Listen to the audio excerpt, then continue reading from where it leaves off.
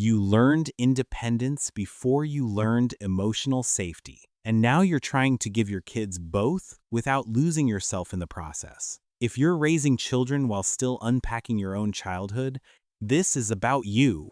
You grew up letting yourself in. You had a key. You knew which neighbor to call in an emergency.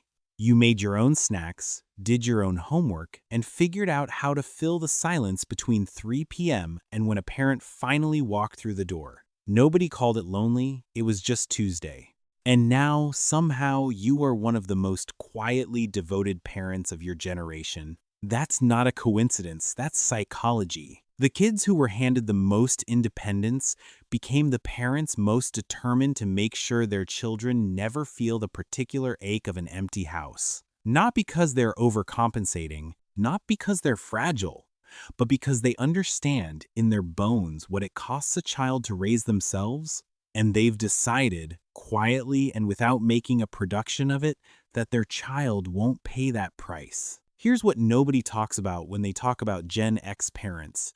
This isn't a reaction, it's a transformation.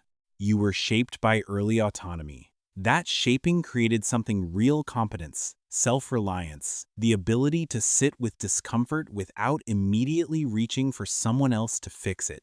Those aren't small things. Those are the things that get you through difficult decades. You carried them. You still carry them. And you didn't arrive at parenthood wanting to throw all of that away. What happened was something more subtle. You grew up and you looked back. And you saw what your independence cost you emotionally. Not in a dramatic therapy session kind of way. More like a quiet recognition. A moment at the kitchen counter where you thought, I didn't know how to ask for help. I didn't even know I was allowed to. And you made a decision, maybe without even naming it as a decision, that your child would know. Psychologists call the kind of parenting you practice authoritative, not authoritarian, not permissive, but something in the exact middle. High warmth, clear expectations. The message isn't "you're fragile, let me protect you." The message is, I'm here, and you still face the consequence. It sounds simple, it is not simple. It requires holding two things at once that most people assume cancel each other out: love that is present and love that steps back. You learn to do both. What you're doing has a shape to it, even if you've never named it. You don't hover. You don't audit every friendship or engineer every outcome. But you are paying attention in a way that's almost invisible, quiet, peripheral, consistent. The moment something is actually wrong, you materialize. You show up with the full weight of your presence and your competence and your willingness to go to battle if necessary. And then, when the crisis passes, you step back again. You let them breathe. You let them figure things out. Because you know they can. Because you made sure they would be able to. But here's the part nobody tells you about carrying all of this. It is exhausting in a way that's hard to explain to people who haven't lived it. You are not just parenting a teenager navigating a world you barely recognize. You are also watching your own parents age.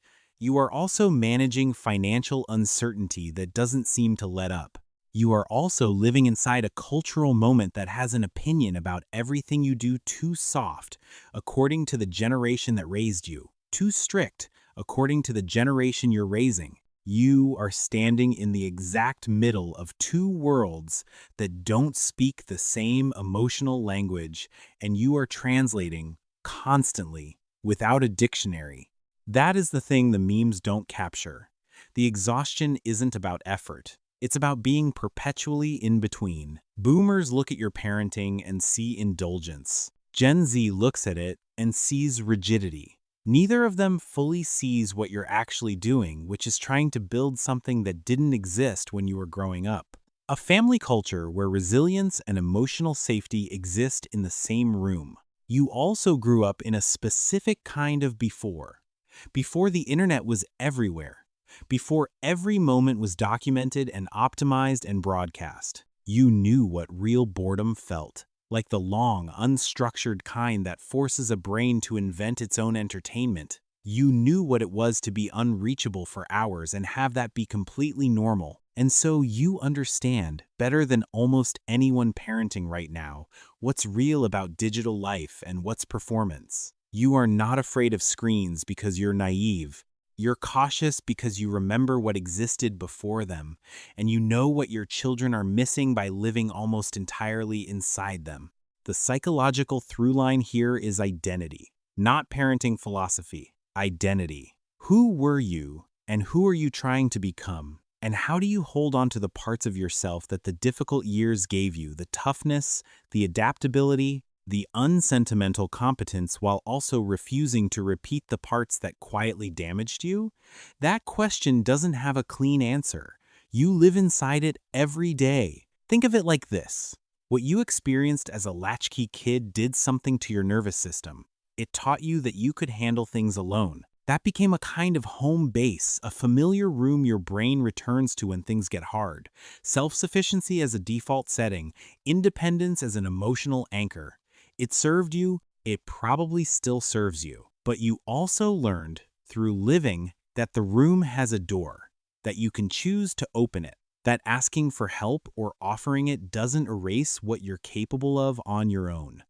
That's what you're teaching your kids, even when you're not sure you're teaching them anything.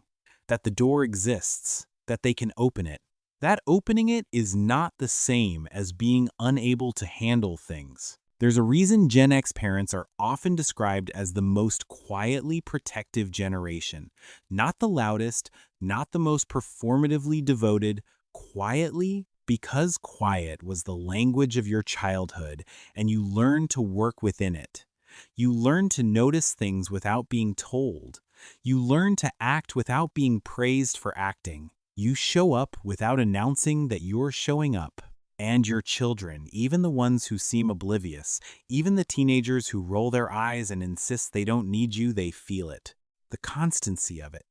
The low hum of someone paying attention. They may not have the language for it yet, they may not even consciously know. But somewhere in their nervous systems, they are registering something your own nervous system once had to go without. Safety, not the overprotected kind. Not the kind that never lets them fall. The kind that says, if you really fall, I'm here, I see you. I'm not going to make it weird, and I'm not going to let you disappear into it alone. You are not a perfect parent. Nobody is. But you are something specific and something rare. You are a person who survived emotional absence and chose, deliberately, to offer presence. Not because someone told you to, not because you read the right books, but because you knew what its absence felt like, and you decided that knowledge was worth something. That's not a wound. That's not a trauma response dressed up as parenting. That is a generation doing the quiet, unglamorous work of breaking a pattern. And that is enough. If this felt uncomfortably accurate, if you saw your own childhood in this, or your own parenting in it, take a second and hit like, it tells me these deeper conversations matter. And if you're part of this generation, or raising kids inside this paradox, subscribe, because we're going to keep unpacking the psychology behind the generations. Nobody ever fully explains. And I'd really love to hear from you. Were you a latchkey kid? Did it change the way you parent? Tell me in the comments. And tell me what generation you want me to break down next. Which generation should we unpack next? Millennials? Gen Z? Or the boomers who raised you? I read every comment. And sometimes the next video starts with one of yours.